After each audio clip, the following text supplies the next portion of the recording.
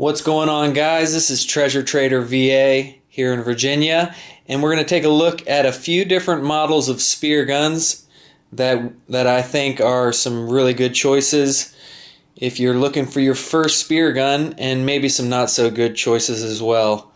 What we have here from bottom to top, we've got the Beuchat Espadson, the Seac Sub Sting, the Seac Ghost, and the Cayman Sport by Omer. Alright, let's start from the bottom to the top with the lowest price first. So what we have here is the Beuchat Espadson. Let's take a look at it real quick, why don't we? So first off, you're going to get a shaft with a removable spear tip, and notice the bands. These are 13mm bands, very small, and the wishbone, just your standard metal wishbone, which personally I would prefer to remove this and replace it with just a standard Dyneema rope. It does come rigged with this nylon line. I really wish they would have used at least some Dyneema, or much prefer the monofilament line that a few of the other guns do come with. But this is some really thin nylon line, and I do not like this. This is going to break within the first few shots. So if you're in a place where you might lose your shaft if it does get disconnected, yeah, I would not recommend using this line. I would go ahead and upgrade that ASAP.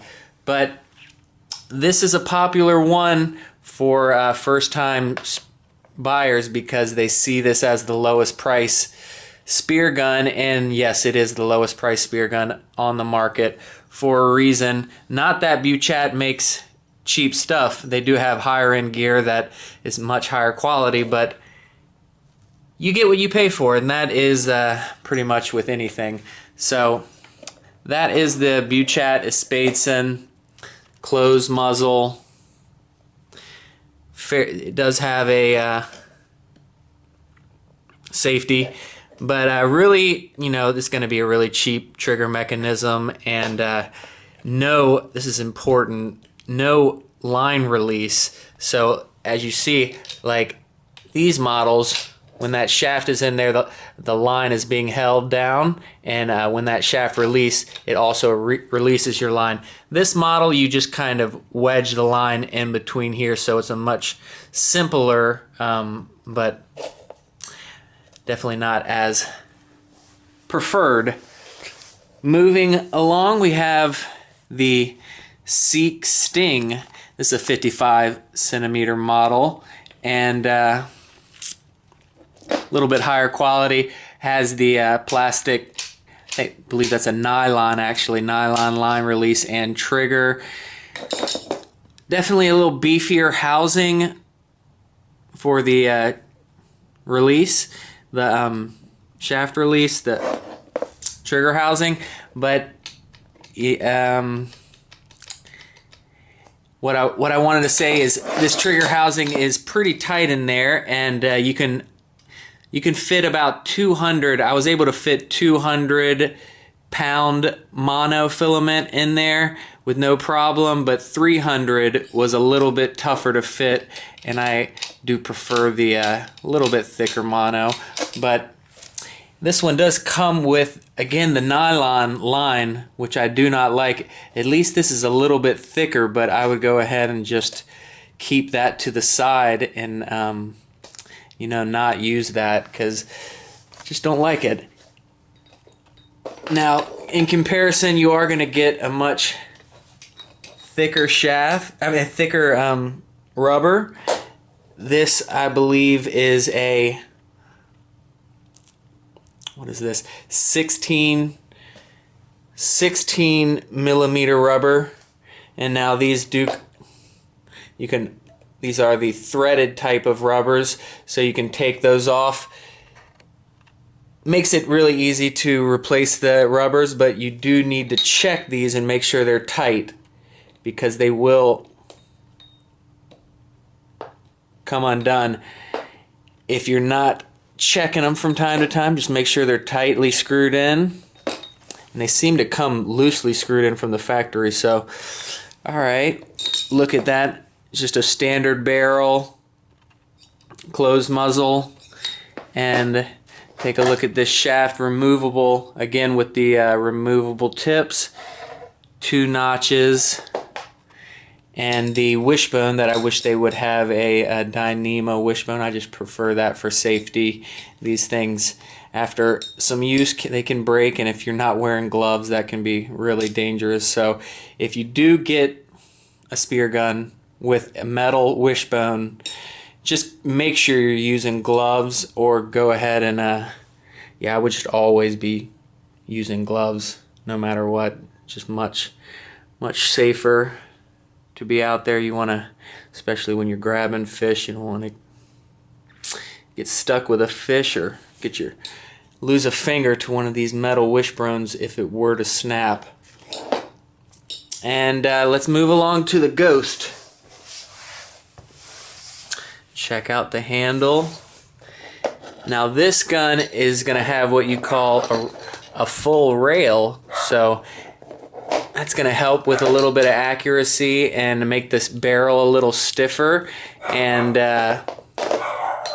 make it a little easier to load your gun. So that's really nice. This trigger housing, take a look at that. Oh, get that out of there. Stainless steel on the inside there. This is I'm not sure what that is, but that's what this is, but this material seems to be very hard and robust. And this gun is, look at the bands. They are 17.5 millimeter bands, so these are really thick bands. And both of these guns, all 3 of these guns are quite hard to load, and you're definitely going to want a pad for your chest. This one here is much easier to load. Very thin rubbers. Alright, so let's look at this wishbone. Really beefy, thick wishbone here. Definitely not worried about that breaking on you anytime soon. Yeah, I just don't see. I definitely like this wishbone if I was going to use a metal wishbone, but still you could replace that with a Dyneema wishbone as well. And the shaft, this shaft doesn't have a removable tip. Pretty thin shaft. I believe it's a 6.25. I think this shaft is about a 7 millimeter. And then onto the Omer, got probably a 6.5 millimeter shaft, I would say. This handle here is what you're paying for. This is a really high quality handle. Now all of these 3 guns, 1, 2, and 3, you can upgrade with a reel. This one you would have to do some sort of modification, but I can't imagine why you'd want to put a reel on really any of these guns. These are small guns, 50 centimeter. That's usually more for the longer guns, but everybody has their preferences. But yes, they do accept reels. And let's talk about the, yeah, this trigger housing is really high quality here on the Omer brand. That's a really popular brand. I think that is a 16 mil rubber, again with the wire wishbones, which I don't prefer, but there you go. Honestly, if I were gonna be picking one, I'd have it's a tough call between the Seac and the Omer. I really can't say which, the Seac Ghost or the Omer Cayman Sport.